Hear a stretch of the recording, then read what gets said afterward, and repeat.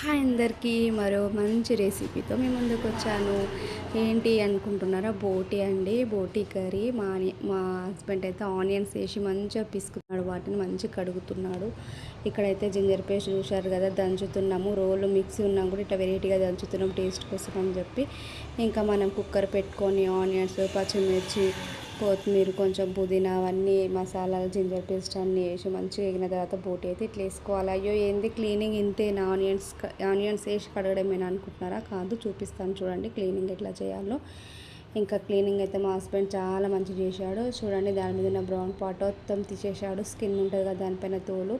ఇంకా మాకు అట్లా అయితే నచ్చదు. కొంతమందికి అట్లా నచ్చుతుంది, కొంతమందికి ఇట్లా నచ్చుతుంది. అది తీసేస్తేనే టేస్ట్ బాగుంటుంది. చూడండి, ఈ బ్రౌన్ కలర్ పార్ట్ అంతా తీసేయాలి. స్కిన్ దానికి ఏమైనా పెండ ఉంటే వెళ్ళిపోతుంది. పేగులు అవన్నీ సపరేట్గా హాట్ వాటర్లో వేసి పెట్టాడు. మా హస్బెండ్ అయితే మంచిగా క్లీన్ చేస్తాడు. అదే మేము క్లీన్ చేస్తే 2-3 గంటలైనా సరే కర్రీ కాదు. చూడండి, మంచిగా కర్రీ అయితే అయిపోయింది. మంచిగా 2-3 విజిల్స్ పెట్టుకున్న తర్వాత దాంట్లో మంచిగా మసాలా వేసి ఒక 10 మినిట్స్ వదిలేసి వేడి అన్నంలో ఆనియన్ పెట్టుకొని తింటే ఆ టేస్ట్ సూపర్ ఉంటుంది. ఇంకా వర్షం పడ్డప్పుడు కానీ చలికాలం కానీ చాలా బాగుంటుంది.